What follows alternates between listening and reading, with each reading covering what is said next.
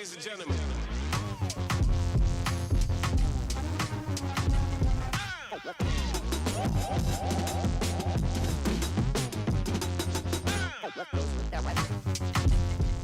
So let's talk unit conversion. So something that's very important for a lot of standardized tests is the ability to switch from one unit to another. Let's look at an example of what I'm talking about. So we have a tire with a 22-inch diameter, and it's turning at a speed of 1 revolution every 2 seconds. What is the distance in feet traveled by a point on the tire's edge in 3 hours? So we want our final answer to be in feet. And we have so many units to work with. We have 22-inch diameter, a speed of 1 revolution every 2 seconds, and then we have 3 hours. So let's try to get this in line. So first and foremost, we have 3 hours. That means that we're either going to be multiplying or dividing by this and 1. So either this over 1 or 1 over this. It doesn't really matter. I stand corrected. It will matter. We just don't know which way it needs to go yet. But essentially what we're going to do is we're going to make a lot of fractions where the numerator and denominator are equal. Or they've given us this determination. For example, a speed of 1 revolution every 2 seconds. So 1 revolution is equal to 2 seconds. So that's how we're going to get rid of some of our units here. So first and foremost, we need feet.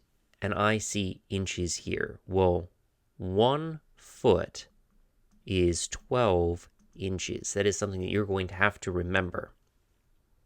And we have the diameter is 22 inches. Now we're talking about a wheel,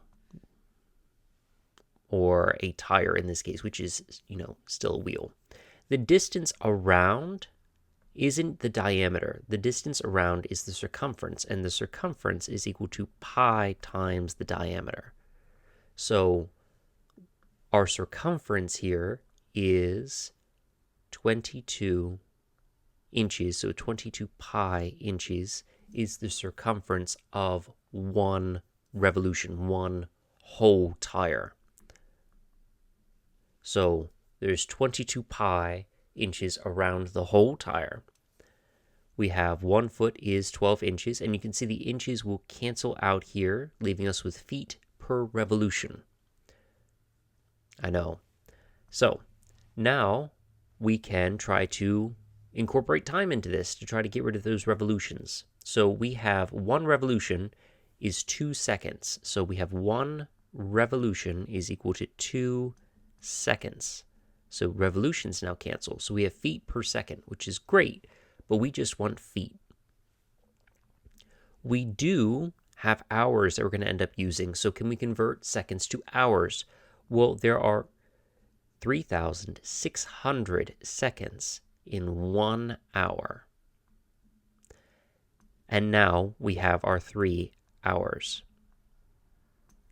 Now, because the hours doesn't have a denominator, we can just say it's 1. And that's because that is the reference point. That is the amount of stuff we're using in this determination.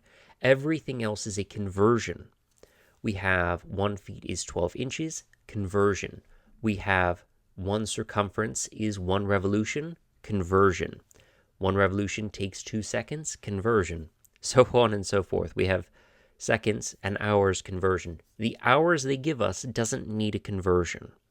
But we didn't know whether to place it in the numerator or the denominator because we didn't know how the units were going to fall. We needed units of feet in the numerator.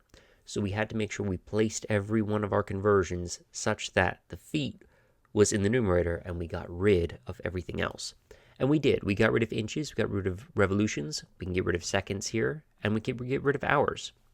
Now, if we multiply the numbers in the numerator, multiply the numbers in the denominator, and divide, we should be good. We can cheat a little bit. What do I mean by that? We can reduce some of these numbers before we start going ham with the multiplying and then dividing. 22 is divisible by 2, so we can make this 11 pi instead. And 3,600 is divisible by 12. 36 is 12 times 3, so this would turn into a 300. Now, all of our denominators are 1. We can just multiply our numerators together.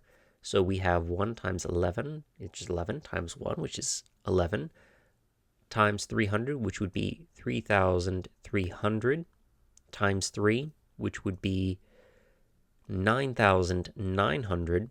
We did forget the pi, feet. So that is how many feet a point on the tire's edge traveled.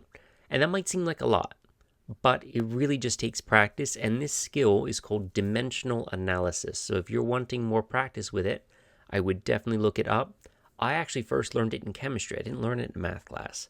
So being able to apply that here really does help. But it's all about conversion and making sure that your units cancel out. Now, in terms of conversion, you are required, yes, required on most standardized tests to memorize conversions. You need to know your time conversions. You need to know 60 seconds is 1 minute, 60 minutes is 1 hour, 24 hours is a day, 7 days is a week, 365 days make a year, and 12 months make a year. Now, do keep in mind that some of these conversions do mess up when you start to assume things. For example, if you assume that there are 4 weeks in a month, that is not a true statement, at least not all the time, unless you're in February. So do keep in mind you need to use exact conversions. You can't make assumptions about things. So do try to convert things in a way that make the most sense in terms of keeping the property of the number, not changing it. Something else you're going to need to know is the metric system. So if you are an American, then you got some learning to do. But there is a mnemonic to help you out. So the metric system, in terms of here's the units and then increasing by factors of 10 and decreasing by factors of 10, follow this mnemonic. It's called King Henry died drinking chocolate milk. King Henry died drinking chocolate milk. And that can help a little bit. You have kilo, hecto, deca. Kilo is 1,000, hecto is 100, and deca is 10. Then you have deci, which is where decimals come from, which is one place over from the units. Centi, centimeters, 1/100th, millimeters, milli, 1/1000th. So that might help a little bit. Basically, when you're going up, you are going to divide. When you are going down, you are going to multiply. That might sound a little bit weird, but if you have a kilometer and you're trying to figure out how many meters that is, you're going to multiply the 1 kilometer by 1,000 to get 1,000 meters. Doesn't make sense to take the 1 kilometer, divide it by 1,000 to figure out your meters. It doesn't make sense anymore. So just think of it in terms of, does it make sense? Does it not make sense? I will say that like deca and hecto don't tend to be used too much. It's mainly kilo and then centi, milli, but I don't want you to be thrown off guard if you do see something. So King Henry died drinking chocolate milk.